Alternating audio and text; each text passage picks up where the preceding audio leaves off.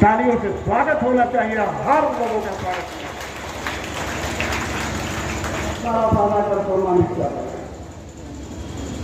बदली है, लेकिन ये लोगों का माइंड नहीं बदला, इसलिए अभी पिछड़ा की जरूरत पड़ी है। क्या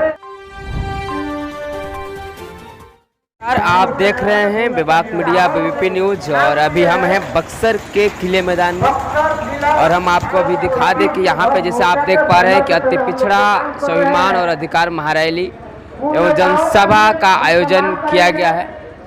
तमाम अति पिछड़ा वर्ग के लोग जो हैं यहाँ पे आकर के आज एक दूसरे को जो है मान सम्मान देने का काम कर रहे हैं और हम आपको रूबरू होंगे, मिलवाएंगे भी यहाँ आपको लगातार ये जो है यहाँ से दिखाने का काम करेंगे हम।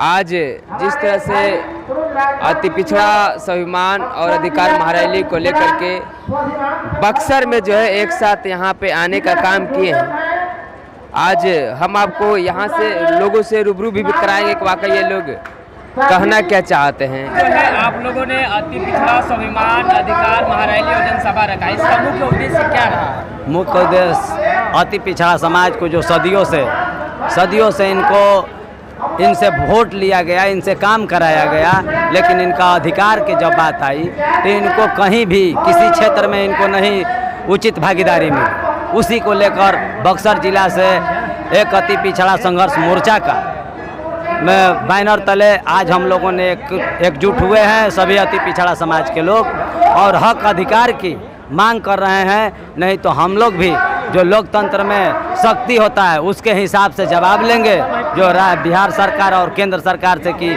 इस समाज को जिस तरह से पंचायती राज में व्यवस्था है उस तरह से लोकसभा और विधानसभा में होना चाहिए।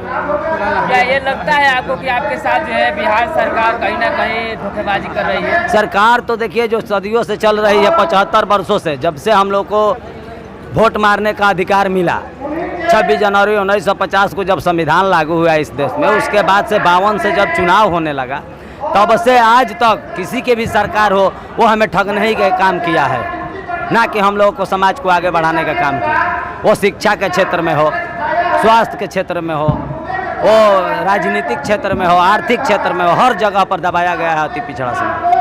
मांग क्या रहेगा आपको? मांग हमारा है कि राजनीति में उनकी हिस्सेदारी हो, शिक्षा में अच्छी शिक्षा का उनको व्यवस्था किया जाए, वो केंद्र सरकार हो या बिहार सरकार हो, और उनके रोजगार का व्यवस्था कराया जाए।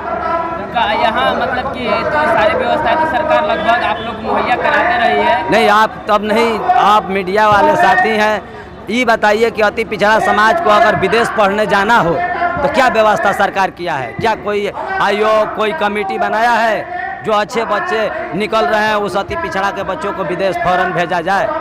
नहीं किया है। राजनीति में कितनी हमारी भागीदारी है लोकसभा और विधानसभा में अति पिछड़ा समाज को, तो इस चीज़ के लिए हमारे रोजगार में, हम बिजनेस में कितने हैं, हम तो जगह ज़मीन में भी पीछे हैं। तो ये सब शिक्षा का देन है। शिक्षा अगर हम लोग को फ्री में दिलवाए, यहाँ तक कि जितने प्राइवेट सेक्टर हैं विद्यालय उसमें 35% अति पिछड़ा के बच्चों को व्यवस्था कराएं फ्री में पढ़ाने का, यही मांग है अति पिछड़ा समाज। क्या परिचय हुआ सर आपका? सरोज राजभर अति पिछड़ा समाज का जिला संयोजक। चलिए, बहुत बहुत धन्यवाद। आप लोगों ने जिस तरह से जो है आज अति पिछड़ा का एक मंच पर लाने का काम कर रहे हैं, तो आप लोग यह मुख्य उद्देश्य के साथ क्या काम करेंगे? अति पिछड़ा समाज हम लोगों का जो है आज़ादी से लेके अब तक ठगा गया है, इसलिए हम लोग जो है अति पिछड़ा समाज, सारे जातियाँ अति पिछड़ा समाज एक होकर हम लोग जो है भागीदारी लेने का काम करेंगे। अगर सारी पार्टियां नहीं भागीदारी हमको देती है तो हम लोग मिलकर अपना जो है सरोज राजभर जी को 2025 में चुनाव लड़ाने का काम करेंगे और चुनाव जिताने का भी काम करेंगे। अगर आप लोग बिखरते रहिएगा तो क्या चुनाव जीत पाइएगा? हाँ, अगर आप लोग बिखरे रहिएगा तो चुनाव जीत पाइएगा? अब हम लोग नहीं बिखरेंगे, किसी भी कीमत पर बिखरने के लिए तैयार नहीं हैं।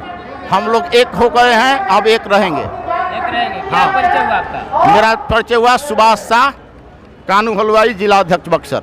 आज आप आमंत्रित हैं अति पिछड़ा मंच पर, क्या कहना चाहेंगे, क्या संदेश देना चाहेंगे यहाँ से? पिछले 75 साल हो गए भारत की आज़ादी के उसमें अति पिछड़ा समाज को अन्यत्र पार्टी के लोग जो है ये दुधारू गाय समझ करके जो है आज तक थोड़ा सा चारा दे करके और दूहने का काम किया। मेरा कहना है कि अब जो है ये सब नहीं चलने वाला है। अति पिछड़ा, हमारे जगदेव ने भी कहा कि 90 भाग हमारा है ना, जर जमीन पर 90 भाग हमारा है, अब राज भी हमारा ही होना चाहिए। इस आलोक में अति पिछड़ों की अंगड़ाई अब बक्सर की धरती से शुरू हो गया और ये अंगड़ाई पूरे भारत में, अभी बिहार में बक्सर से शुरू हुआ, बिहार होते हुए पूरे दिल्ली तक जाएगी यह लड़ाई। अब अति पिछड़ा जो है अंगड़ाई लेने शुरू कर दिया, अपने अधिकार के प्रति सचेत हो गया और अपना अधिकार लेके रहेगा। ये बक्सर की धरती पर हम लोगों ने जमावड़ा लगा करके लोगों को बुला करके अपने लोगों को केवल अति पिछड़े का, और हमने और हमारे लोगों ने ये कहने का शुरुआत कर दिया कि हम अगर बात करेंगे किसी की तो वो सिर्फ और सिर्फ अति पिछड़े के बेटे की, चाहे वो किसी भी दल से अति पिछड़े का बेटा अगर उसको टिकट हर दल देता है तो निश्चित रूप से अब हम हाशिए पर तौलने और तराजू पे तौल करके हम अपने वोट को दे देते थे, अब ऐसा नहीं करने वाले हैं। अब पिछड़े का बेटा राज करेगा, पिछड़े का बेटा बक्सर बिहार से उठेगा और पूरे भारत देश में हमें लगता है कि दिल्ली की सल्तनत तक अपनी जो है सहभागिता सुनिश्चित करके इस भारतवर्ष की राजनीति का अहम हिस्सा बनने की कोशिश करेगा। अभी तक आप कहते पिछड़ा के लोग भी टूटे हुए थे। जी, हम अन्यत्र दलों में टूटे हुए जरूर हैं। हम जितने बड़े पैमाने पर आपने देखा कि एक बार अति पिछड़ा ने अंगड़ाई लिया तो अति पिछड़े के नाम पर भारत की कुर्सी प्रधानमंत्री जो है अति पिछड़े के बेटे के नाम पर अति पिछड़ा का वोट बैंक भुना करके और भारत के प्रधानमंत्री बन गए। जब वो एक चाय बेचने वाला आदमी अति पिछड़े के नाम पर अति पिछड़ा की बात करके प्रधानमंत्री बन सकता है, तो हम सदन का रास्ता सड़क से लेकर के सदन तक संघर्ष करने की शुरुआत कर दिए हैं। निश्चित रूप से हमारी लड़ाई कारगर होगी और हम सड़क से सदन तक जाने में कहीं कोई कसर बाकी नहीं छोड़ेंगे।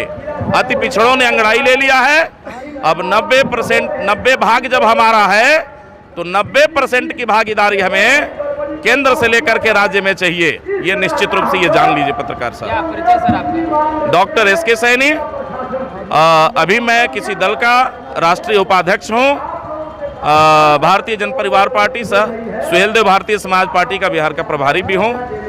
अभी आने वाले समय में हम लोग अपने अति पिछड़े को गोलबंद करने के लिए पूरे बिहार के हर जिलों में दौरा शुरू करेंगे और शुरू लगभग कर दिए हैं। आने वाले समय में हर स्टेट में हमारी भागीदारी सुनिश्चित होगी।